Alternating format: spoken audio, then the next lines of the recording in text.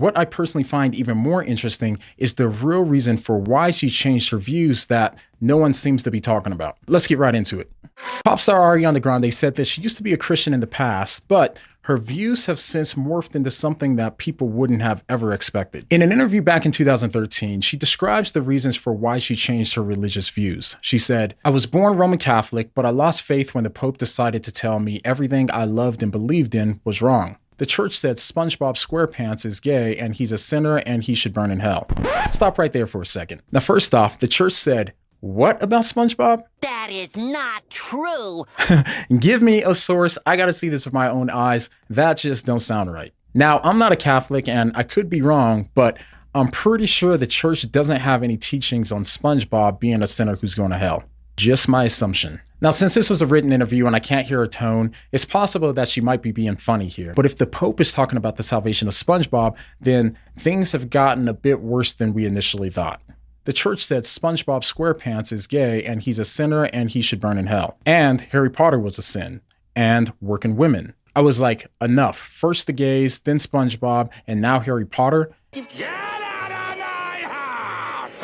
I was not having it. And the working women thing? It was a moment for me. I needed something else to believe in. So I'm not sure she's describing a bad experience with a particular person or church, but nothing that she says so far comes from the Catholic teachings or the Bible on the face of it. But this wasn't the final straw for her. The one thing that was serious that prompted her to leave her faith is the issue that she talks about next. She says, "When my brother was told that God didn't love him, I was like, okay, that's not cool." And by the way, for those that don't know, her older brother is also an entertainer and he's openly gay. So she says that someone told her brother that God didn't love him, and that seemed to be the final straw for her. God loving someone based on their sexual orientation is not a Catholic teaching, nor is it taught in the Bible. But regardless, it's really unfortunate that her brother was told that God didn't love him, because God does love her brother, and Jesus died for him just as he died for all of the rest of us. So next she gets to the part where she reveals what religion she decided to embrace after her brother was told those things. So referencing her and her brother, she says, "They were building a Kabbalah center in Florida, so we both checked it out and really had a connection with it." Grande credits Kabbalah for changing the way she views things and the way she responds to them. Kabbalah is a school of Judaism that focuses on the essence of God. The singer told the Sunday Telegraph that Kabbalah sort of stuck with me, and since then my life has unfolded in a really beautiful way, and I think that it has a lot to do with the tools I learned through Kabbalah. I really do. Alright, so this is interesting for a few reasons. Out of all of the religions she could have chosen, she chose Kabbalah. But it seems that behind her choice to leave Catholicism, and also behind her choice to embrace Kabbalah, there's the same underlying thought pattern. See if you can tell what it is by listening to this more recent clip of her describing her walk away from Catholicism to where she's at today. Was religion a part of your life growing up? It was, yeah.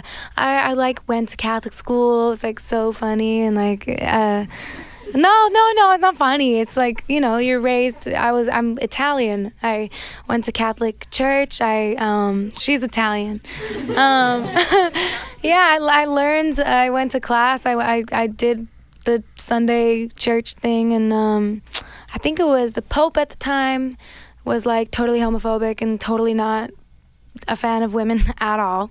Or like also like SpongeBob or Harry Potter, and I was like, nah, this, I can't do this. Not for me. I was like, I'm out, guys, I can't do it. And I just became more spiritual because it didn't feel like something that, and a lot of people do, like, it obviously, like, it resonates with them and it helps them through you know, Yeah. I just feel like I'm not a very religious person, so I became more spiritual, and here I am. Okay. So now if you notice, behind everything that she said about religion in the interview and also in the article, there's this theme of religion being like a clothing store. All of the different religions are like clothes for you to try on to see what works best for you based on what you like, how well it fits you, your life, and your self-expression. If you don't like this particular one and it's not working for you, then that's okay, because you can just trade it out for something that better suits you and your preferences. Now, to be clear, this isn't to pick on Ariana, because I think that this is probably the most dominant view of religion in our culture today. People see religion as something that depends on preference or what works for them rather than what's true. And based on what she said in the articles, truth had nothing to do with her decision to choose a religion. But she's not done yet.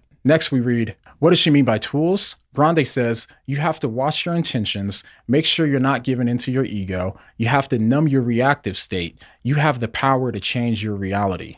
It's the practice of being a good person and how that will manifest good things in your life. People don't really realize that if you are kind, you can make all sorts of things happen for you. Let's stop right there for a second. And keep in mind that I'm only going off of what's written in the interview, so it's possible that there's more context that's relevant to what she's saying that wasn't included in the article. But if the article is representing her accurately, then the reasons that she gave sound incredibly narcissistic. Rude. Think about it.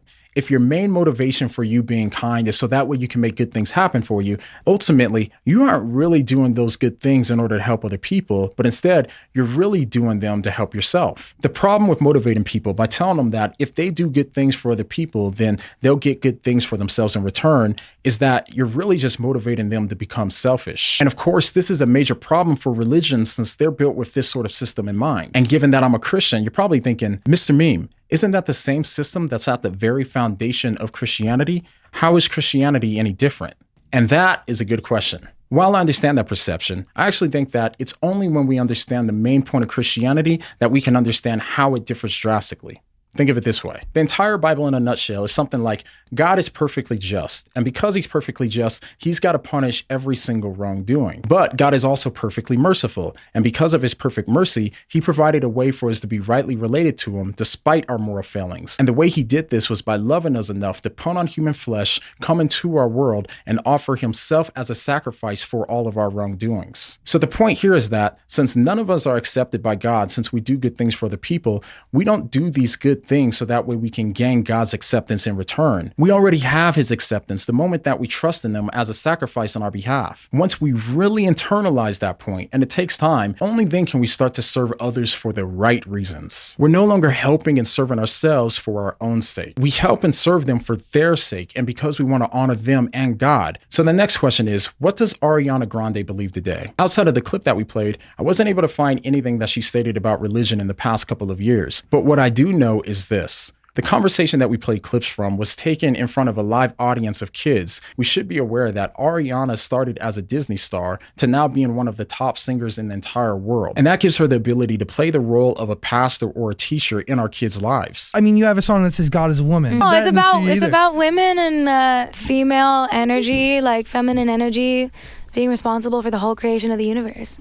The whole creation of the universe. It's within. Most of the people that listen to her talk about these issues won't come across answers and responses to her objections in a way that truly resonates with them. And that's why I believe that what we're doing is so important. And if you find value in it as well, please consider partnering with us on Patreon or one of the links in the description. And in the meantime, have you heard what Katy Perry left Christianity for? The answer may shock you.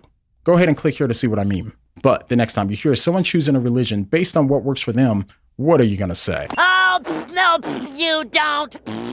What do you mean?